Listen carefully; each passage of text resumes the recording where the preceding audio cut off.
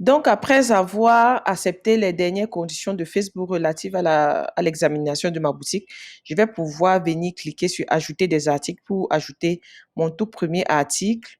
Donc, je clique sur Ajouter un article. Là, on me redirige vers cette interface qui m'invite à soit importer un fichier depuis l'ordinateur ou faire un glisser-déposer. Là, je vais plutôt faire un glisser-déposer vu que j'ai une image à proximité. Ici, donc, vous mettez le titre, votre titre. Ici, vous mettez la description de l'article, très important. Là, c'est ici que généralement beaucoup sont bloqués parce que ils n'ont pas de site internet, mais c'est obligatoire pour pouvoir publier un article sur votre site. Vous pouvez avoir des URL facilement, même à partir de Blogspot. Je sais pas moi, voilà quoi. Si vous n'avez pas de site internet, essayez de voir comment vous pouvez avoir une URL que vous allez donc coller ici. Là, c'est le lien vers un site internet. Et donc, la devise, ici chez moi, elle est déjà en francs CFA. Sinon, vous allez devoir cliquer là pour faire la recherche pour trouver donc la devise de votre pays et la mettre ici. Vous allez mettre le prix et mettre le prix. Donc, là, vous voyez, ici, on dit cet article est en vente. Bon, vous pouvez décocher ou bien, en fait, ça, c'est juste pour demander, pour dire que l'article est en solde, en fait. Donc, quand c'est coché, ça veut dire que cet article est en solde et vous pouvez faire, par exemple, une réduction, je ne sais pas moi, de 5 000 francs. Et ainsi, ça va afficher le prix. Ce prix-ci, 15 000 barrés et la réduction, le prix réduit 10 000 francs depuis la boutique. Donc, ça peut être intéressant si cet article est en solde. Si l'article n'est pas en solde, vous allez juste décocher. État nouveau.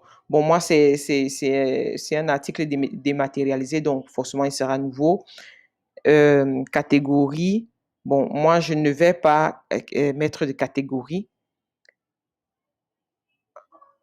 Donc, voilà. Ajouter d'autres images ou des informations pour que l'article soit découvert et que les personnes envisagent l'acheter.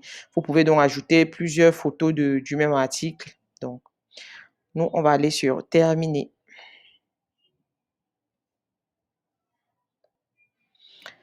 Donc là, on dit cet article a été ajouté à votre catalogue. Ajouter un autre article ou fermer. Donc, vous pouvez juste recommencer le même processus pour ajouter autant d'articles que vous voulez ou simplement cliquer ici pour fermer. Nous, on va cliquer pour fermer pour pouvoir passer à l'étape suivante. Donc là, vous voyez bien ici, ça affiche désormais un article. Voici mon article que je viens de publier ici. Donc, je peux cliquer dessus pour voir si je peux faire encore quelques petites modifications. Par exemple, ici, je peux ajouter des variantes. Les variantes, c'est peut-être si vous avez, je ne sais pas moi, le même t-shirt en plusieurs couleurs, vous allez pouvoir donc ajouter des variantes, recommencer le processus avec, si c'est le t-shirt rouge que vous allez d'abord publier, vous allez donc mettre le t-shirt bleu, ainsi de suite. C'est un peu ce qu'on entend ici par variante. Donc là, si on veut personnaliser notre boutique, on peut revenir ici à synthèse et personnaliser la boutique.